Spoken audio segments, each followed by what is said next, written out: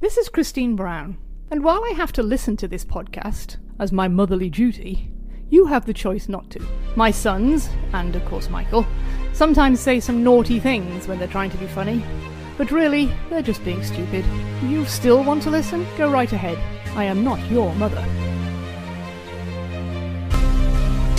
Welcome to episode 11 of the Patriots Dynasty podcast. We're going to start this before Michael and I come to fisticuffs from across the country. If you guys are wondering, we're discussing the intro music as if nothing else could be talked about right now. So, well, I think because we haven't addressed this yet, and because we've actually just figured it out on our end, but it'll have been in every episode since. So we should probably take the time to thank Mama Brown for her disclaimer at the beginning of all of these. Mama Brown, woo! Yeah. In full transparency, she was not the first choice. We did try to get a cameo from their website of Jonas Gray to do it for us, but either he doesn't know how to use the cameo website, or he just decided not to, didn't tell us. So we tried a couple times, didn't get him. But Mama Brown, it felt right to have her apologize for us before you even started listening to this. So thanks to her. Thanks, Mom. So as you can tell, we have both Mike and Steve here. No Greg this week because he is heading to Miami for the Super Bowl. That was some poor planning, I suppose, on his part, buying it. Although I understand why you would buy tickets to wherever the Super Bowl is every year. Just because the last time the Patriots weren't in it was 4 years ago. Is that right? I think so. I don't know. I'm terrible with time. So we're going to go with that. But to be clear, even if they weren't in the Super Bowl, he did not have tickets to the game. No, he's just going to Miami. Just yeah, he's not even going to go to the game even if the Patriots are in it. He couldn't afford that anyways. Well, he's just going to hang out. He probably could afford it because if the Patriots are in it, the tickets would have been cheap again. They were cheap last time, weren't they? That's why all the Patriots fans were there. What's cheap these days? $5,000? No, that's how much they are this year, I think. Maybe they're 9,000. I don't know. They were pretty expensive this year because the Chiefs haven't been in like 100. But we're not here to talk about the Chiefs or the 49ers. We're here to talk about the Saints because the Saints are coming to town 2001 Week 11 to the wet and windy Foxborough, Massachusetts. Apparently, everybody was pissed because during the day it was like 60 degrees and sunny. But this was a late game and the rain and wind started late. So it was fun. About the Saints. The Saints team, they seemed like they were pretty good. They were good the year before. But this year they would actually finish 7-9, third in the NFC West. Behind, obviously, the Rams. And I believe the 49ers were a bit of a powerhouse this year, too. Head coach was Jim Haslett. You boys remember Jim Haslett? Oh, yeah. Wait, who else is in the NFC West back then? Because this is before they realigned the divisions, right? When the Colts are still in ours. It is. By the end of this podcast, people will definitely remember how these divisions were broken up. Yeah, because we asked this question literally every week. NFC West was the Rams, 49ers, Saints, Falcons, and Panthers. I believe we touched on this last week. It's kind of a powerhouse. The Rams. Like now. Yeah. Rams were in Super Bowl last year. Niners in Super Bowl this year. Saints have been in the NFC Championship game. 11, at least 11 wins the last couple of years. I think the Falcons were in the Super Bowl recently too, weren't they? No, weren't they like up big in the Super Bowl? Something like that. Yeah, I don't remember. I'm sure. Well, we'll probably find out. 20 years from now. Yeah, exactly. Keep listening. At this rate, it'll be 40 years. Are you kidding? So Jim Haslett, pretty good defensive coordinator. He was a defensive coordinator for the Steelers before this for a few years when they were pretty good. And that's, I think, how he got his head coaching gig.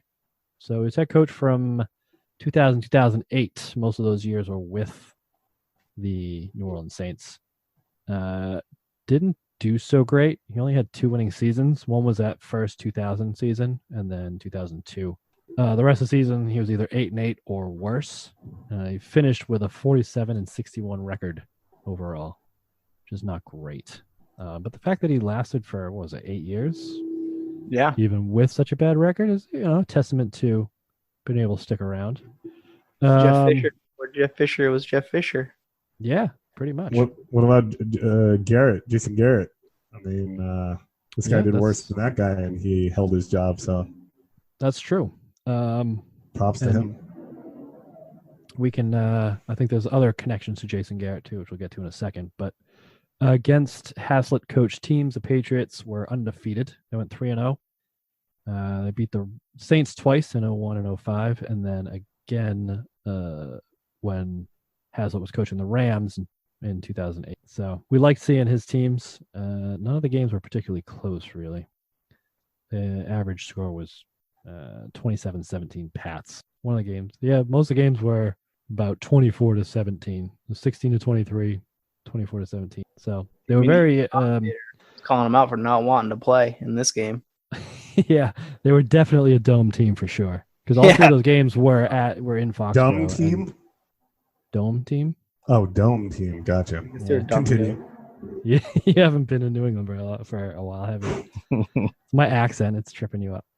It is. Sorry. But yeah, so to come back to the clapper that I said before, the other notable coach in this, offensive coordinator Mike McCarthy, who is currently the new Dallas Cowboys head coach after turning this offensive coordinator job into the Green Bay head coaching job in 2006 and coached forever up until last season, right? He was through 2018 season, didn't coach in 2019, and now he's just gotten hired. What's your take on his relationship with old Aaron Rodgers? I don't really have a take. I've kind of ignored that, to be honest. Really? Yeah, Aaron Rodgers seems kind of like a dingleberry, so. That's what I mean. That's a funny way to put it, but he. I don't know. I think I respected him early on. I think he's become a little bit of a curmudgeon. Aaron Rodgers, that is. Yeah, that's what it feels like. And he's kind of like throwing everybody under the bus. Yeah, the early success seems to have maybe gone to his head a bit. Right. It's also kind of interesting to see that. I mean, he was hands down across the board known as the most athletic quarterback, and now that's definitely not the case. So it's interesting to see the passing of the torch, and he never really won another championship. So it is what it is. Yeah, I think it kind of puts what Brady has accomplished into perspective when you see somebody with that sort of ability and that sort of talent and all the success that he's had, and he's only won one Super Bowl. Right, and for a while. Right? I think that's the only one he's been to as well. Right. So to only ever get to one Super Bowl puts the fact that Brady's gotten to 9 and won 6 of them. It's a whole different level. But remember when it was Aaron Rodgers, Peyton Manning, and Brady? Yeah. For GOAT status, yeah. Yep. And now it's Peyton Manning, Tom Brady, and Drew Brees has now entered the conversation. Wait, Drew Brees is in for GOAT? Yeah. This year you heard it when he passed Peyton Manning's touchdown record. Well, regular season touchdown passing record. I mean, if you're talking just regular season, then yeah, maybe it is between Manning and Brees. The thing is, Brady's up there in all those numbers, but he has the whole playoff on top of it. All those playoff records where he's head and shoulders above everybody in every statistic. I know, it's kind of a silly argument. It's outrageous, yeah. You could actually put together a full season of Tom Brady playoff games, and I think he still finishes 12-4 against playoff teams and Super Bowl teams like the Legion of Boom and the Greatest Show on Turf and all these teams. And what can we thank for all this? Deflategate. I'm serious. I thought it was Belichick selling his soul. No, I mean, dude, there's a lot of stuff. There's Brady selling his soul after, I think, 07 or maybe 06. There's 06. Obviously, we've talked about when Belichick sold his soul. We've talked about Belichick's cheating ways and his opportunistic getting caught Well, to use as motivation. You've talked about that. Well, let's call a spade, my friend. So with Deflategate, that happened, and they went on a run, needless to say. So without Deflategate, we probably don't have the second part of the dynasty, and it probably gets capped. So Belichick, again, freaking genius. You think so, though? Yeah, but absolutely. Mike, you think the Patriots weren't going to win the game against Seattle, the Super Bowl against Seattle? Well, yeah, but Deflategate sort of like created that aura that like, oh, screw this, everybody's against us. Because if you remember, after Deflategate, they still had 2 weeks or whatever of like answering BS questions, and then the year after, what was that? The suspension year? Was it the year after that?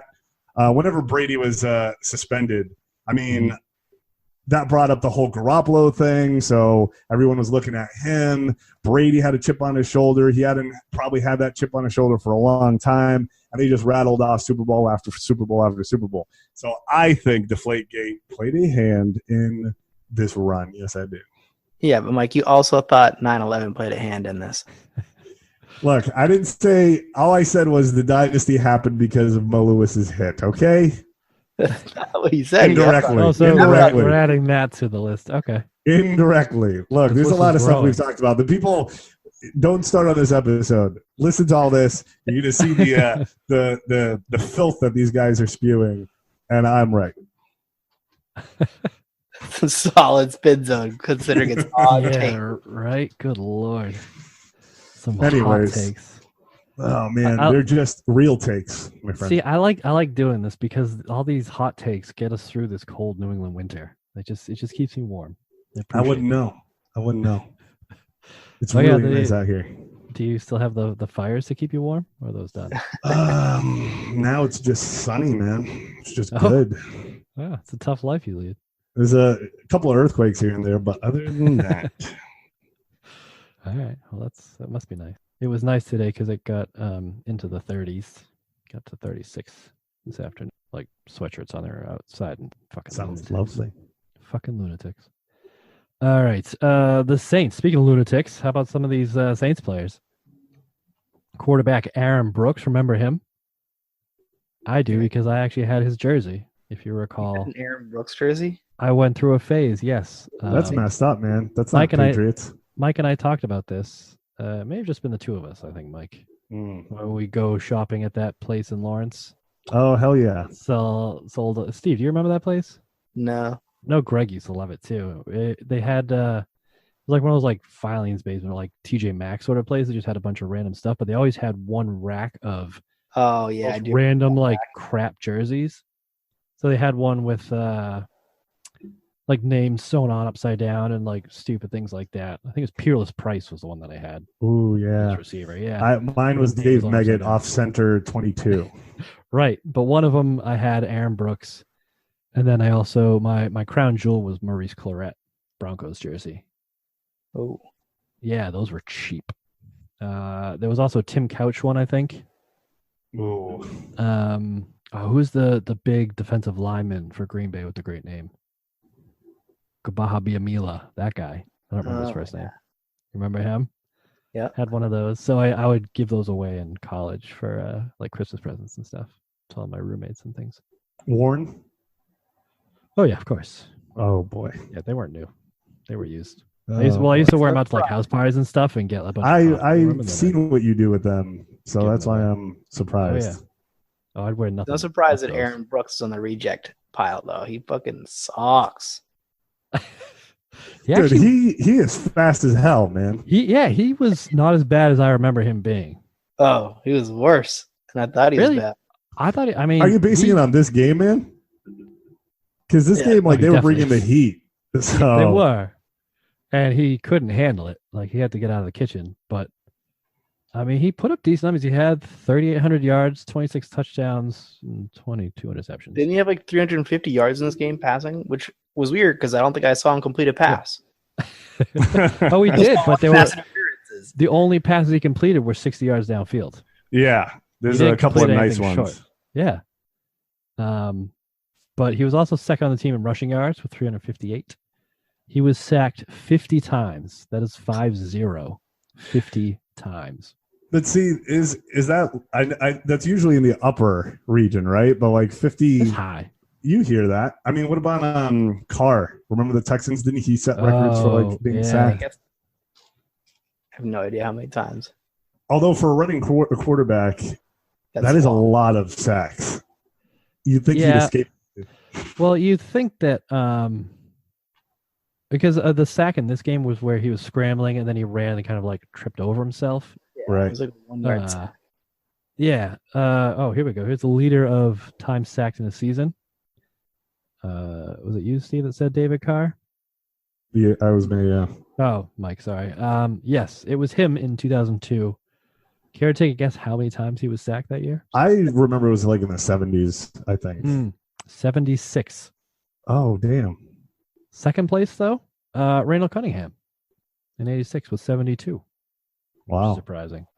Yeah. A lot of these, it seems to be either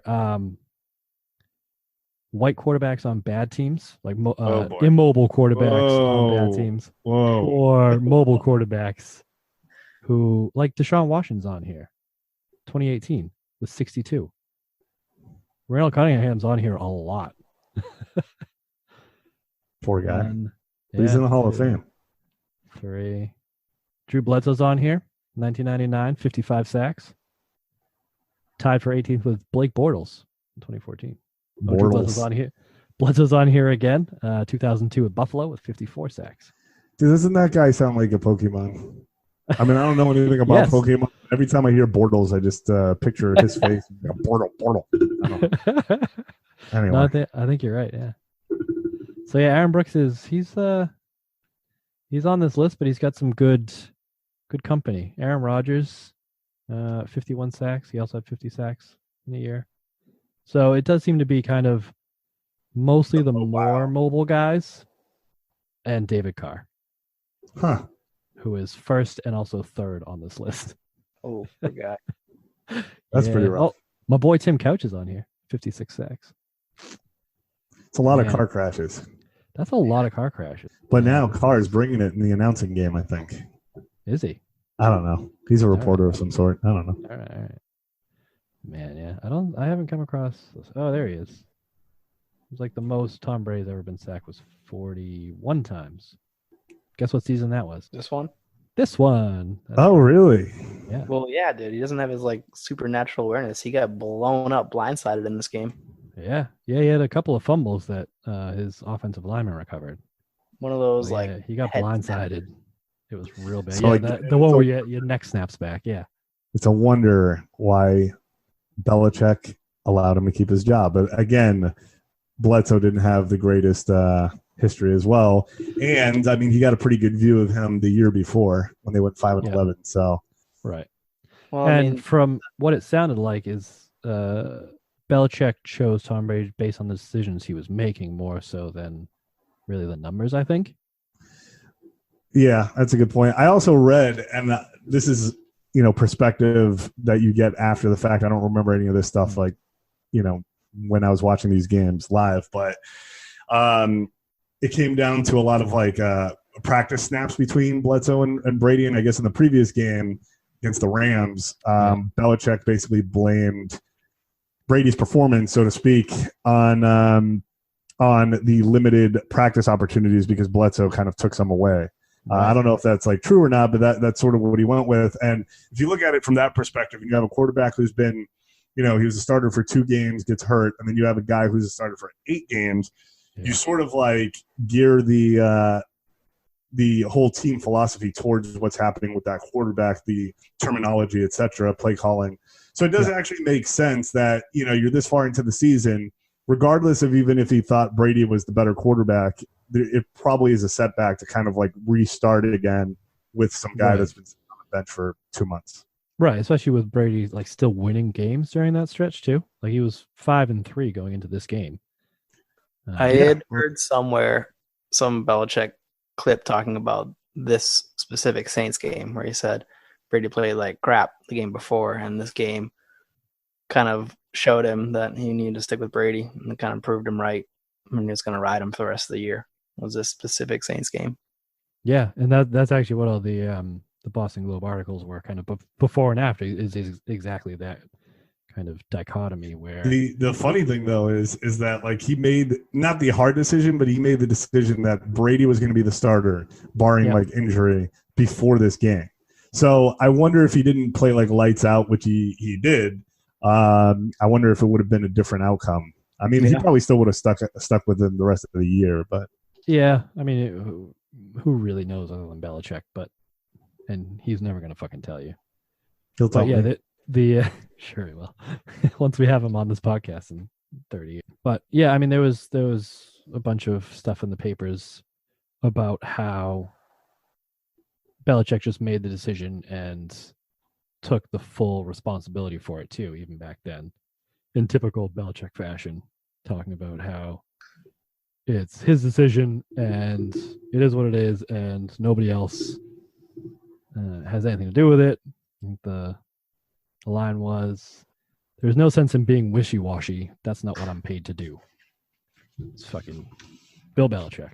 Oh yeah, it's true. But then there were also players quoted saying that you know exactly where you stand with him, which I thought was interesting, except for the fact when he chooses not to be upfront, he is wishy-washy because he told Bledsoe that he would be allowed to practice and earn those reps and earn the starting status again. That was never the case. And as recently as I think Mike Pennell this past year was coming out and saying that Belichick was never up front with them and it was just, you know, sort of a guessing game until he was cut and whatever. So it is funny that that's Belichick's stance, but he's not wishy-washy unless he has to be. Well, I mean, get that out of here, Mike. All right. Yeah, I don't know if I agree with that because they also had Michael Bennett on, and he said exactly opposite. He's like, "No, I knew exactly where I stood. It was completely transparent." And well, I didn't say every time, did I? I said when he wants it to be the case. I mean, maybe he's strategic, or is it just that it's up to the player to decide how to react to Belichick's demeanor? Maybe I don't know what the right word there would be. I don't know. I mean, I'm just repeating what Bledsoe said. He said that he had a conversation with Belichick. Belichick said that he would give him the opportunity to win his job back, and then the next week he named Brady starter. So I'm just looking at it from Bledsoe's perspective. Now, maybe he was a little butthurt about it. Maybe you know, his feelings were hurt. I mean, players said that he was very angry. That's all understandable. But I'm just saying what he said, man. This is what happens when we read these articles. That's true, yeah. I bring you the news. But it is kind of funny to look back at some of these articles that these people were writing at the time, knowing what we know now. Fucking Ron Boy, Bob Duffy, getting super pissy about it before the game, and then afterwards having to kind of like eat their own words. Fucking Dan Shaughnessy being a miserable prick about it. No. Oh, yeah. Shocking, right? I will say, I was reading another article that you put up, and it said, and again, this is in line with wishy-washy or not, I don't know, or being upfront with players, or maybe them having to interpret what he says, but it said that the Patriots have had more grievances filed against them than any other team in the NFL in the past few years. And that was like before all of this recent stuff. So this is going back to 2001, baby. I mean, Belichick was installing his system and people weren't happy about it. Although I do wonder how many of those grievances were just from Terry Glenn. I mean, probably a few. He popped up a couple of times. So yeah, I mean, there was one article after the game about basically Terry Glenn's done in New England because he said everything with a smirk too, right? Yeah, one of those, my ankle hurts or whatever. Yeah, I have the quote right here. So it's the wide receiver said he came back to the team ready to play against San Diego, quote, but the other side didn't give an inch and his hamstring started hurting. So do you want to play again this season? The guy interviewing him asked. And his response was, I did want to play for them again. He said, that's DID, but I don't think I'll be here next season. I don't care if I'm still on this football team. Asked directly if he wasn't playing because he wasn't getting his money, Glenn said, maybe. I'm not getting paid and my hamstring hurts. Smile. So yeah. Yeah, ship definitely. I mean, we've touched on that a little bit, but it is funny as we go through this season to kind of see how that whole scenario played out. Yeah, this feels like officially, because we were talking about it earlier, that we remember the whole saga, but we don't remember how it ended. And this feels to me like this week specifically, this is the beginning of the end. Because I feel like we haven't actually heard about him in the past couple of weeks. No. The past few episodes, like there just hasn't been any news on him. Everything was pretty quiet, and I thought, oh, maybe that's how he goes. I was just like, do you think he got anymore? We asked that question too. We don't know. What was the question? Find out if Terry Glenn got a Super Bowl. I got to think that he probably did. I don't know if Kraft. I mean, he was on the team. Although a quick Google search now. If he just shut up, he would have got him like $100,000 ring at the end of the year. Here we go. I think he might have. Don't think he did. What? For episode, I found an article from February 8th, 2002, entitled "Glenn says he would take Super Bowl ring if offered." Controversial wide receiver Terry Glenn said he probably does not deserve a ring from the Super Bowl champion New England Patriots, but would accept one if offered. That's ridiculous. Wait, do I deserve a ring compared to the guys who are out there and won the Super Bowl? Of course not, Glenn told the Boston Globe. I was happy for those guys. They're my friends, but I felt like I was still part of that organization. I did play some of this year.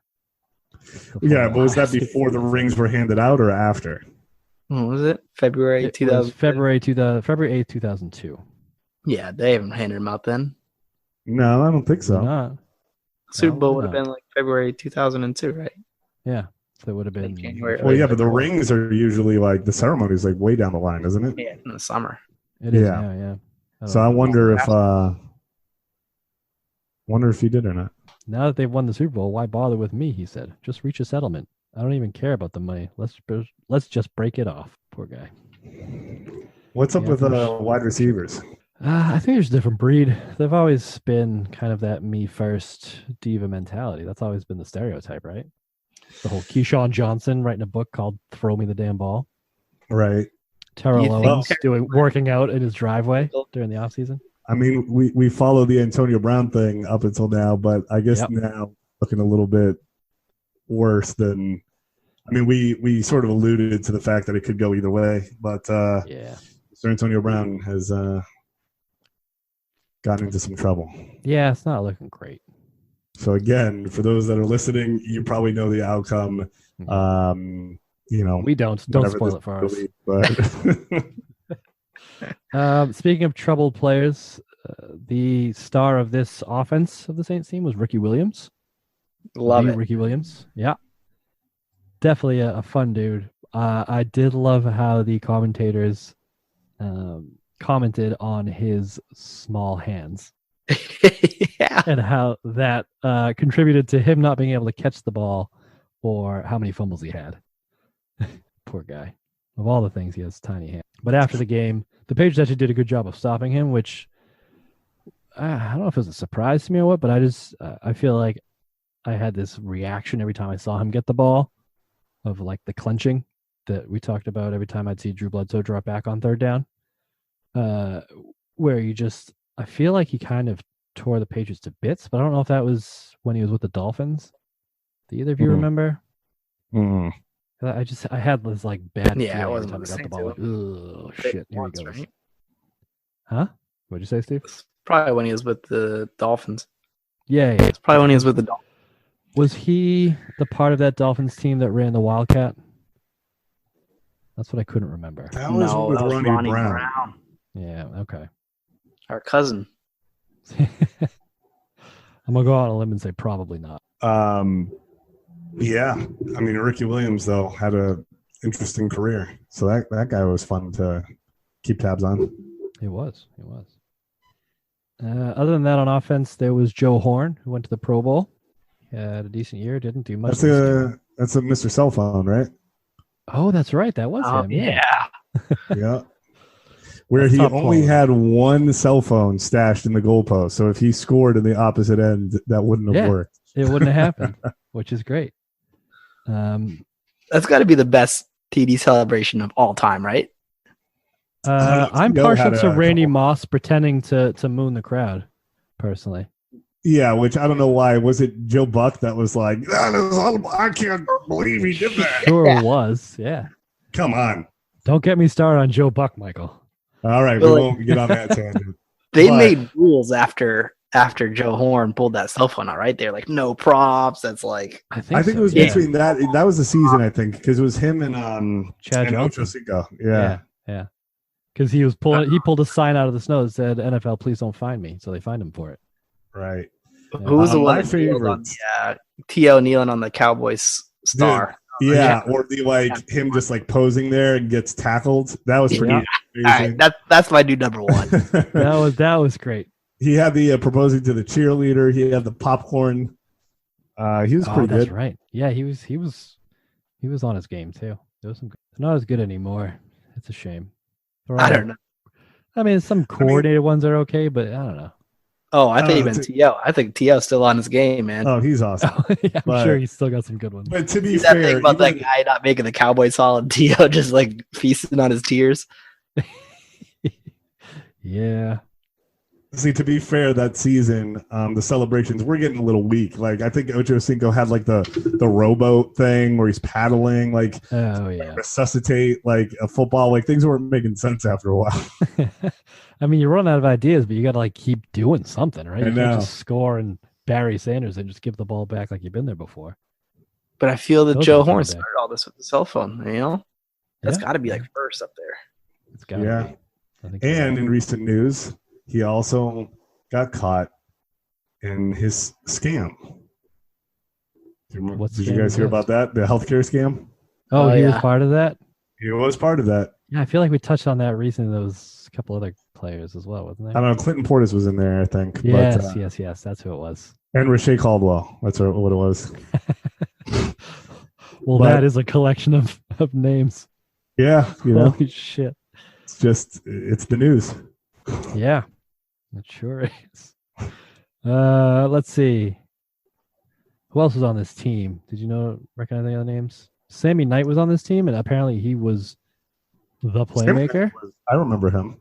I don't really remember him, but as a strong safety, he led the team in both interceptions, fumble returns, fumble recoveries, and tackles from the strong safety position. That would never happen anymore. Although if you're leading your team in tackles from the safety position, that's usually not a good sign. Right. Which is weird because Hazlitt was supposed to be like the defensive coordinator guy, so you'd think his defense would be the strong point of his team, but it wasn't. I had no idea who their quote-unquote lockdown corner was. Yeah, they kept talking about him through the whole game, but... Who was it? I already remember his name. Yeah, I don't remember his name either, because they talked about him early. Be like, oh, they picked him up from somewhere, and he was supposed to be this really good defensive back. He wasn't that great before. I don't know, he's going through injuries or something, but this year he really stepped it up. He's become a shutdown corner. Let's see, was it Fred Thomas? That might be right. Something super generic. So let's see. Sammy Knight and Jay Bellamy were the safeties. Kevin Mathis and Fred Thomas were the... Yeah, it's Fred Thomas. I think it's Fred Thomas. And they're like, and he's going to cover Troy Brown in this game, and Troy Brown is going to have a tough time with him, and he didn't. Or did he? No, he had 7 catches on 8 targets. Hey, let's get into it. 91 yards and a touchdown. Or we could just ruin the whole game for everybody. Well, I mean, we're this far in, we haven't actually talked about the game. Troy Brown game. Yeah, this was a quality Troy Brown game. I will say Leroy Glover on the Saints, by the way. I remember him, and he was kind of a beast. I remember him just for his name. It was Leroy with the apostrophe and Glover, which sounds like a glove, and then that was a very visual. I remember the best name of the Saints. The best name of the Saints. 100% Willie Rofe. Willie Rofe, yeah. I remember that name too, but sick name for a big fat offensive lineman guy. I mean, like Meat Rofe. Yeah, I'm surprised there wasn't those jokes in there. Actually, they had one pun about Rofe, but I don't remember what it was, and it wasn't very good. So did you touch on Boo Williams then? Because you wrote it down. I wrote down Boo Williams, but the note that I had on here, if we're gonna pull the kimono aside, is a great name, mediocre tight end. Did you know who he was before I wrote his name down? Well, no, there was that time that I didn't. No. Yeah, that's what I thought. All right, the game. What did you think of the game? I thought it was a strong start for sure for the Patriots. I feel like the Patriots have had strong starts this season, kind of generally, and then they fade at the end, which is very un-Patriot-like these days. Well, funny you mentioned that because they were mentioning that the Patriots scored first 9 out of 11 times so far that season. Pretty impressive. It is. I don't know. I thought they kind of put it away in the end of the third, beginning of the fourth quarter drive for that touchdown where they just ran it down. Whoa. That's true. Jeez. We're talking about the journey, guys. Bro, we're like 45 minutes into this podcast. The journey's just on its way. Settle down. We got to talk about the first drive, baby. All right, talk about that first drive. You can do it if you want. All what? Like 4 or 5 plays of it? It wasn't very long. Because it, say 1, 2, 3. 4, I mean, it ended 5, with the 41-yard screen pass to Antoine Smith, which just say that play call was tremendous. Oh, yeah, Brady, great timing. Brady call him out after it, calling out Weiss. It's one of those plays that I feel like you don't see enough. That kind of everybody rolls out to one side, and then it's the kind of the throwback screen to the other side, to the empty side of the field, and on this play, it was Antoine Smith and 2 offensive linemen on one half of the field. It was just them, and there was nobody else out there. I think the two blockers got 20, 30 yards down the field before they hit anybody. Yeah, and it was like both safeties were the only ones that like had to come all the way back across. The only ones that had any sort of angle on the play, and they both got blown up by the offensive linemen who were down the field. And didn't Brady throw a block on that play as well? Was that the play? No, he was on the opposite side of the field, but he did throw a block sometime. He did. It was when they tried to run a reverse. Oh, that's right. And they had him out there as a lead blocker, but it got blown up in the backfield, so Antoine Smith just ate the ball and didn't pitch it. That's right. Which I thought was smart. I would have liked to see him toss it. I thought, he was hemmed in, but I thought Patton had. Yeah, then they would have fucked that up, though. It's a prime fuck it up spot. I don't know, not in this game. And in the same defense on that first touchdown, like how many balls did Antoine Smith catch? He's like Sonny Michel. Yeah, he wasn't a big pass catcher, just in general. I agree. Like if it had been Kevin Falk and they got burned on that, you're like, come on, guys, what are you doing? Of course it's going to be a screen to Kevin Falk.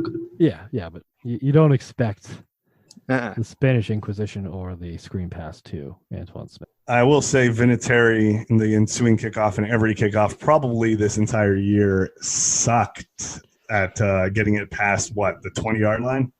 Yeah, I mean, I know it was windy. He was never really known for that, yeah. I feel like he was never really known for his booming kickoffs. And the Patriots always seem to try to not kick touchbacks unless it's a really dangerous returner. But at least with Gostkowski, there's he puts it at the 1. Vinatieri puts it at the 15. That is true, yeah, and gives them a running start. Right. Kickoff is further back at this point. Oh, you're right. Oh, Steve Brown. That's a little something. Yeah, good call. So, yeah, and I think there was an article in one of the Globe's days about how you can't really blame Adam Vinatieri because his kick coverage team is god-awful, was the gist of it. And I don't know I fully agree with that because I think it's all into play, but I am surprised how bad this kick, just the special teams in general, are in this season. I don't know, just because Belichick hasn't got his scheme fully implemented or what's going on, but it is kind of surprising because last game there was a comment about how the Rams and the Patriots were the 2 worst kick coverage teams in the league. And yet somehow they both end up going to the Super Bowl. Spoiler alert. I couldn't stop that one, guys. Sorry. He snuck out. I had no idea Deuce McAllister turned kicks either. He was super good in this game. Yeah, well, that's kind of all he did on this Saints team. He was like a running back. He was the third. Yeah, well, he was the third leading rusher on this team behind, obviously, Ricky Williams. And so I think he had under 100 yards, was it? Yeah, all year. He did. Yeah, his stat line was actually pretty legit. He finished the season with 91 rushing yards, but had a long of 54. Doesn't he he must be good later on in his career then? Because I remember Deuce being pretty solid. Yeah, I think you're right. Yeah, I think so too. I think didn't he go on to play with? He was with another back. The Eagles. Yeah, the Eagles, I think. No, maybe not. Maybe you're thinking of Brian Westbrook. Mark Ingram and Kamara with Deuce McAllister and somebody else in New Orleans. Let's see. Yeah. Yeah. I mean, actually, I just want to put it out there that we're not experts on any of this, so anything that we say could potentially be completely inaccurate. Nah, Steve Brown nailed it. After this season, Deuce McAllister ran for 1,300, 1,600, and then just over 1,000 yards in 3 seasons. Yeah, in your fucking face, Mike. And then he must have got injured. Oh my lord! You really started throwing the disclaimer out after I said. Oh yeah, because Andy said some stupid shit. An idiot. Well, that we've already covered that. Let me rephrase. Anything that Andy says is probably bullshit because he doesn't know what he's talking about. Is that better, Steve? No. Okay. Good answer. Oh boy, this is starting off well. Oh, good. My headphones. Already an hour and 15 in. Okay. We're not an hour and 15 in. Where are you guys getting these numbers? Yeah, you showed up way late. Sorry. Yeah, my monitor was broken, guys. Sorry. God, you're late one time, a half hour, everybody loses their shit. Well, you were so late that my headphones died. What does that mean? You're on Bluetooth? I was. Oh, boy. This is a great conversation. Oh, yeah. All right.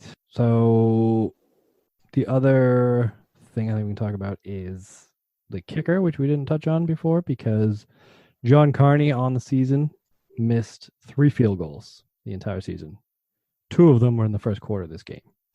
One he missed. It was a longer kick, I think, on the. Did he miss 3 or 4, Andy? I don't know. My math's not my strong suit. Boy. We ain't professionals here, like you said. I don't do math. But anyways, yeah, you're right. 2 missed field goals. Yep. And one of them was blocked by our boy, Richard Seymour.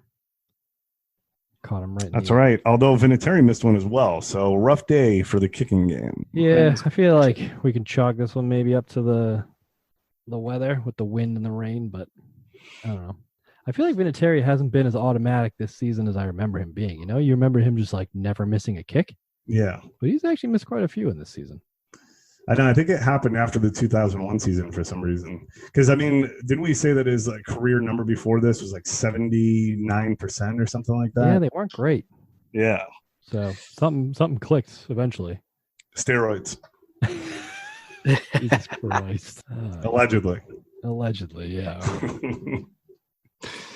But anyways, the rest of this game, we could pretty much fast forward to right before halftime because it was 7-0 Pats. But for like a 7-0 game, they looked really good. Wasn't it 13-0? Well, I'm saying before the half. So before that drive, it was 7-0 until about a minute and a half left in the game. A minute and a half left in the half. And Pats are up 7-0. Third touchdown. They're up 13-0.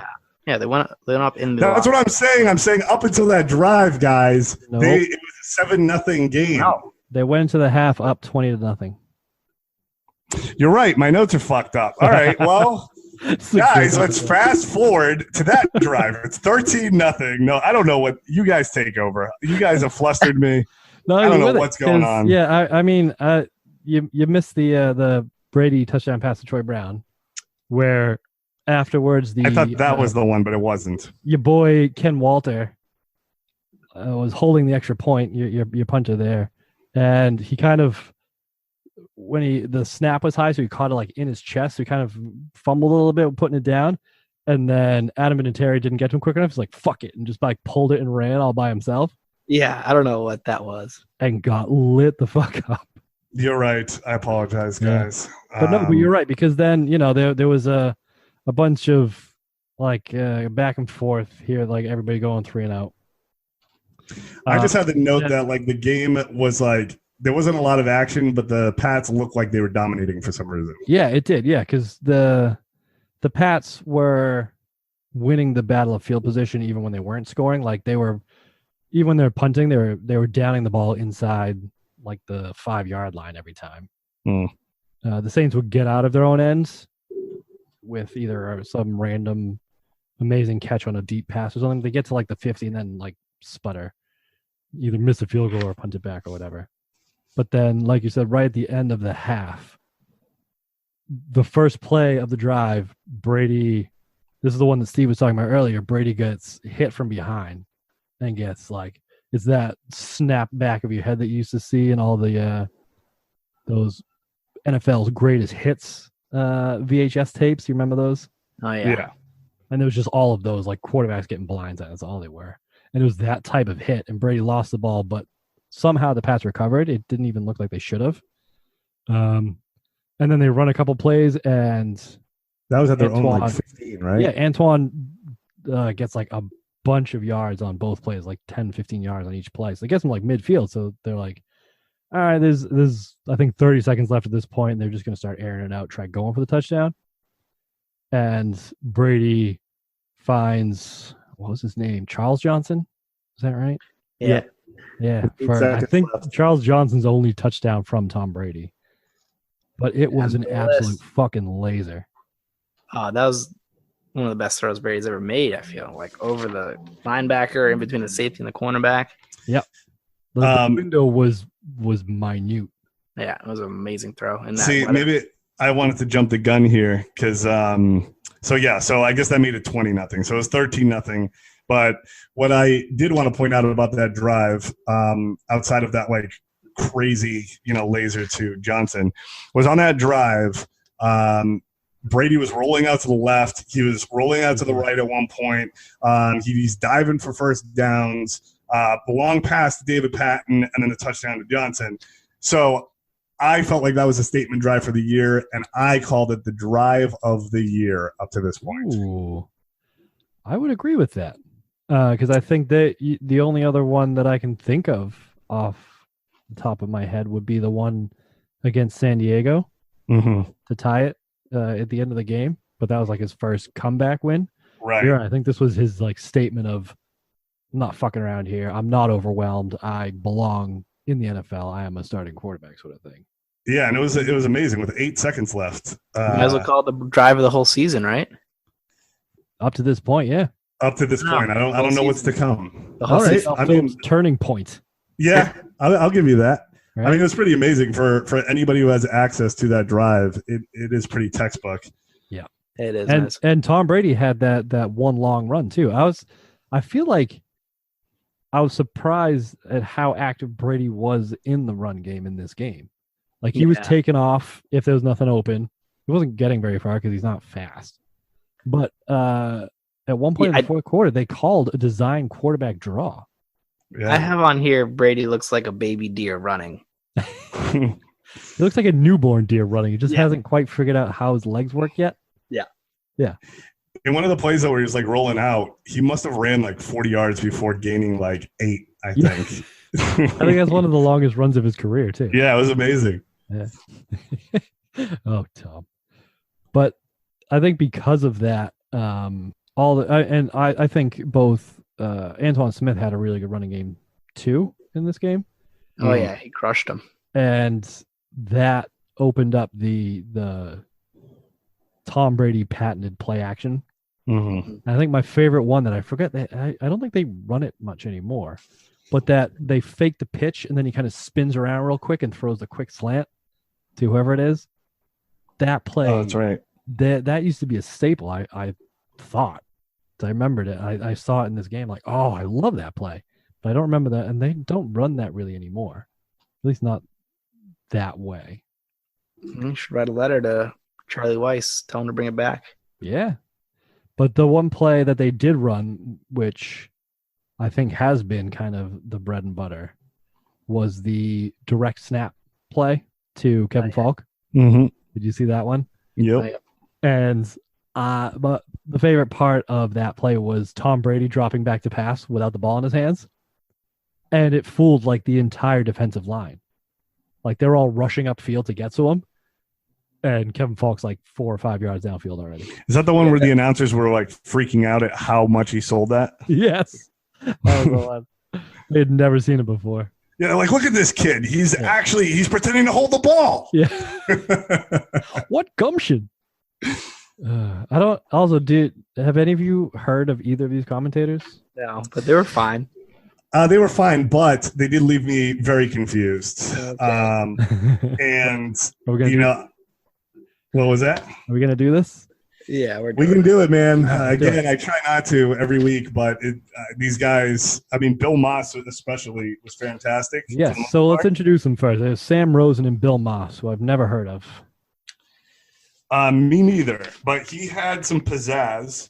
Apparently, in one of the articles that you had posted, people were not happy with him because the article said that the PC police was out to get him because he said that the line was winning in the trenches, right. And they thought that was a military reference, and that was too risque. So he had flack about that. So it's interesting because we think that everything's incendiary now, but he was getting flack for making a military reference, which I thought that was like common terms. Oh, yeah. Yeah.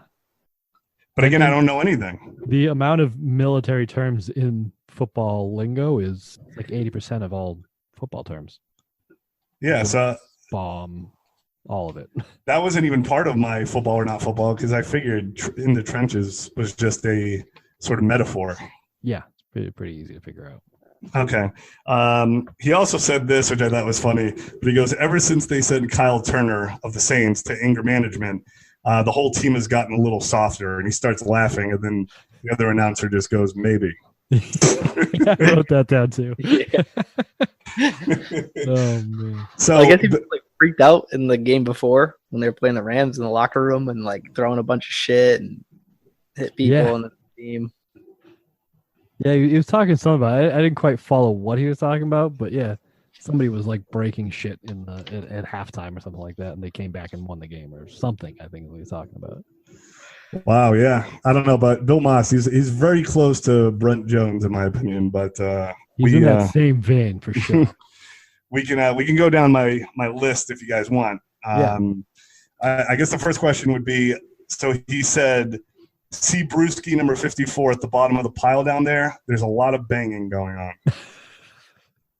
What is that? Is that football or not football? I think it's football. I think the bang they're talking about is banging their pads together, probably banging their bodies together. Oh, wait, yeah, but if you're in the bottom if you're at the bottom of a pile though, like hasn't the collision already happened, or I'm confused about that? Yeah, I think that's why he's at the bottom of the pile is because he did a lot of banging. Oh, well, he's talking about the process of the pile happening. I think so. Not when he's actually down there. I'm guessing yes. Okay. I don't want to speak for it. I don't want to put words in his mouth, but that's my assumption. Okay. Steve? Yeah, I don't know. It could be either way. Okay. Thank you for that. The next one, he wants it all the time, and if you don't give it to him often enough, he kind of gets his dauber down a little bit and then becomes ineffective. His dauber?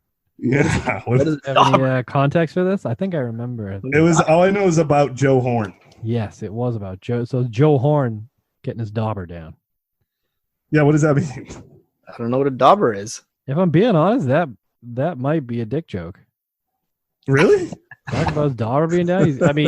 He was talking about like you need to feed him footballs or else he turns into Randy Moss and gets his dauber down. And so I think he's probably just gets a hard on for getting catches. See, because that's weird. Because it's like he wants it all the time. If you don't give it to him often enough, he kind of gets his dauber down, right? Which that kind of makes sense, and then he becomes ineffective. Yeah, well, see, there you go. So I think the first part is about getting footballs thrown. Okay. And that's so the second part you think is a dick joke. I think so. All right. Yeah. Bill Moss had a hell of a game. Next one. Maybe now that you guys said that halftime thing, maybe it makes a little bit more sense. This quote, but he said about this game, I wish we had a camera in the Saints locker room at halftime. I'd like to see that. It would have to be one of those pay-per-view channels to watch. What the hell? Now I guess I kind of get it, but at the time I didn't.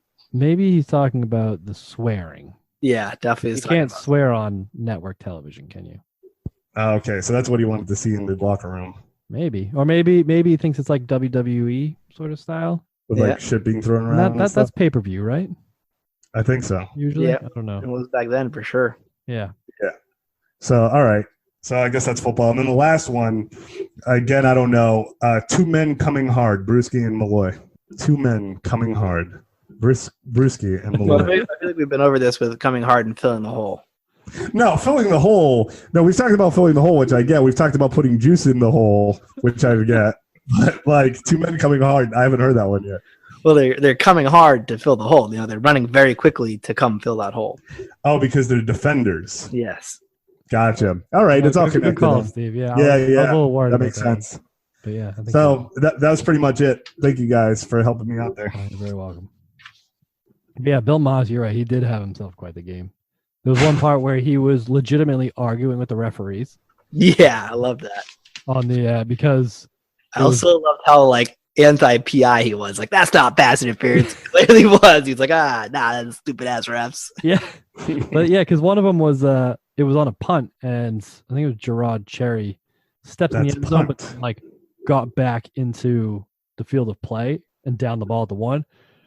And the refs, like as the ref is explaining that he got a bit, he's no, he did not reestablish himself, like literally yelling at the TV as if he's me watching the TV. I like that. And then they literally show the replay afterwards where he got like, you have to get 2 feet and he got like 4 steps in. He's like, well, maybe. That's right. I hope we get him again in future games.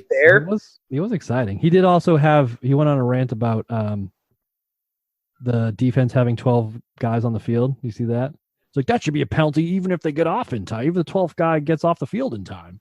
Because the offense isn't gonna know who's blitzing. Like, well, 1, you don't blitz every play, and 2, the offense Well, I mean, he's got a point. If you have 12 men in the huddle on offense, that's an automatic penalty before you can even break the huddle. It's true, but defenses don't have huddles, so it doesn't quite count. And the reason was to stop you from putting everybody on the field and then having enough guys run off so that the defense can't adjust and put their personnel on. Right. But it's the offense that's dictating the personnel on the field. Chances are the guy running off the field is not blitzing. Right. I'm pretty sure. I think you're right. But hey, let's give it up to Bill Maas. Yes. All right. Great. Clapping on a podcast. That's going to sound really good. All right. You guys have anybody else you want to talk about?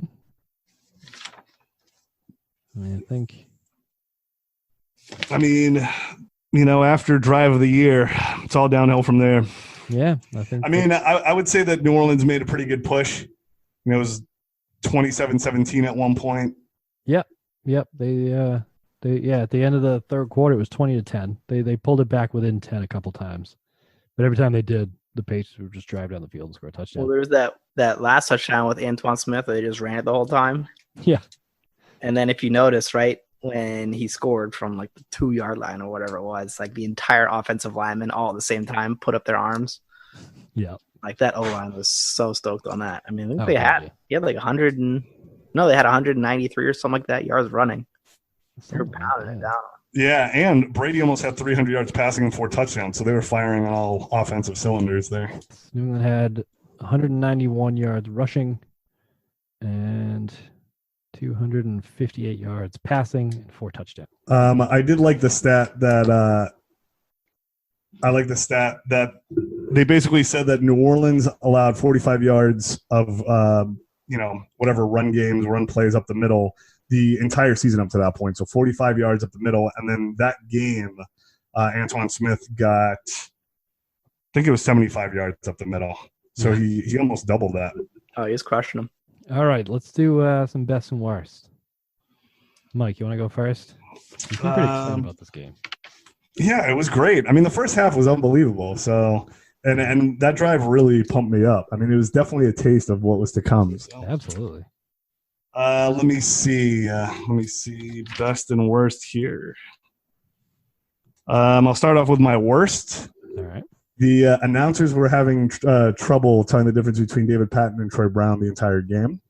They were blaming it on the dirty jerseys. I don't know. I just don't know if I like that. kind of bothered me. So that was my worst.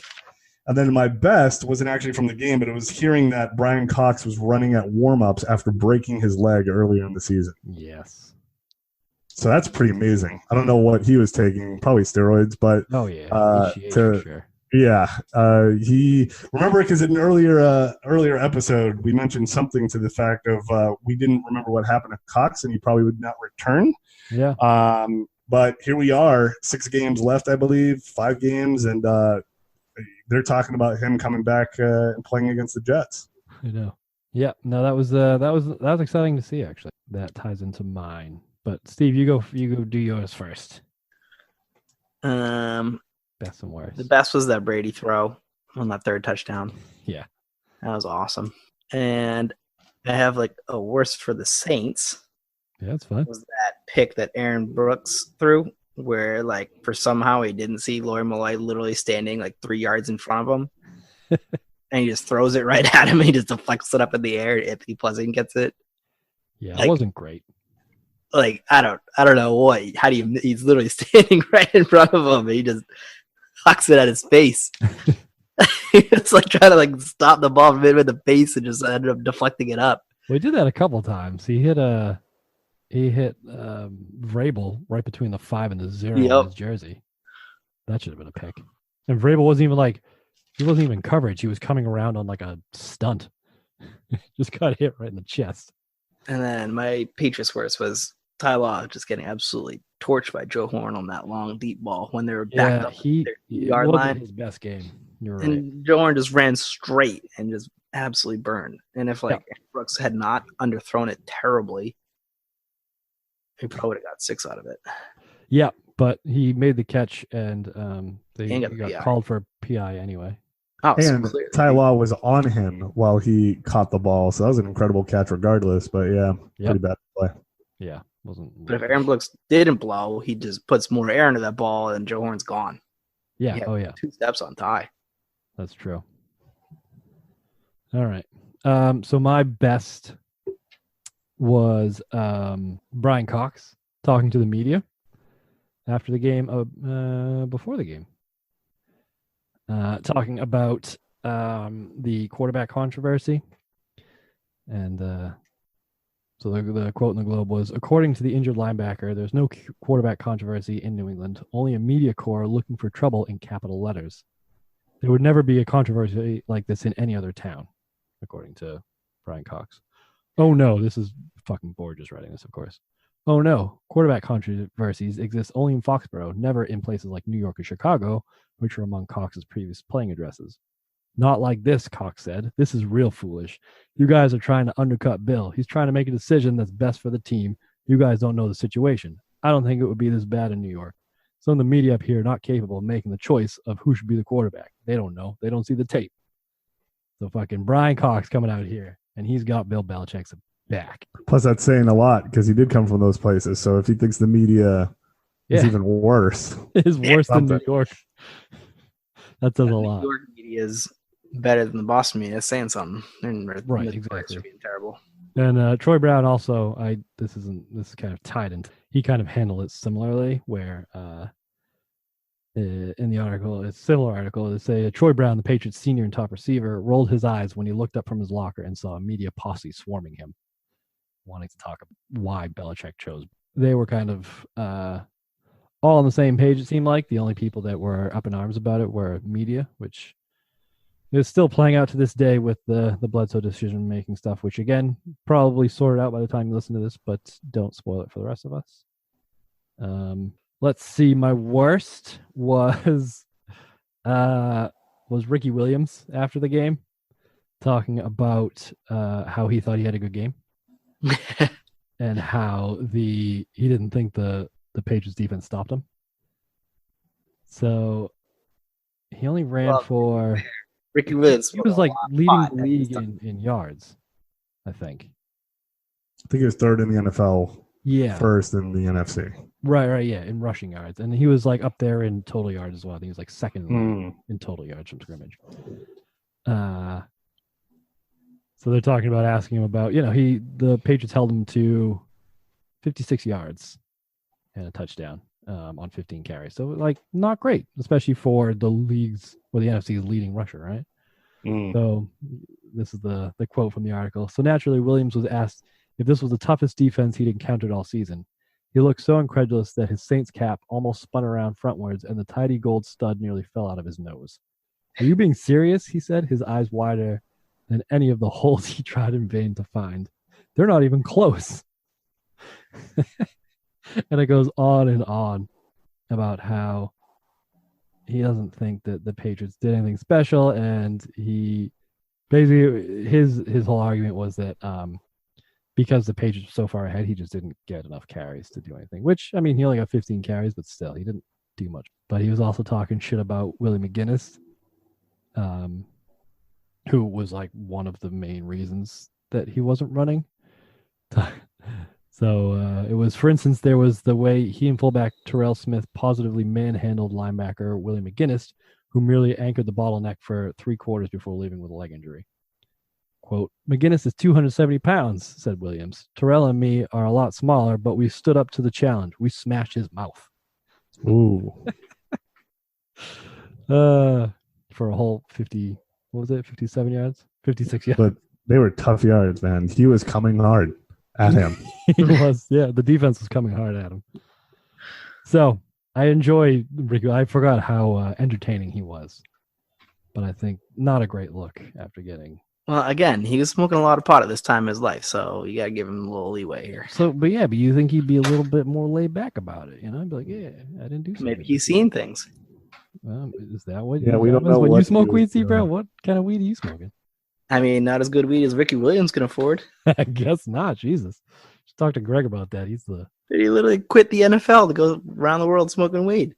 Yeah, he was living in the mountains with some gurus or something. Yeah, he could fucking afford it, couldn't he? Gotta respect that. Yeah, until that ran out, if you remember, then he had to come back. That's right. Yeah. I think he made amends to Willie after he got super high with Buddha and stuff, and was came back and was like, Willie, I'm sorry, dude. Oh, definitely. I didn't mean that. I think so. It seems like the forgiving type, so I'm sure it was cool. Yeah. All right. Well, that about wraps up for this one.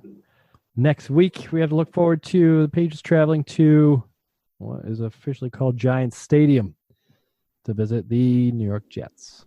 They don't even have their own home. But the New York Jets that started this whole thing, really. So would this be a revenge game? Well, we will find out next week. We'll find out. I just want to say, I apologize for being out of hand earlier, guys.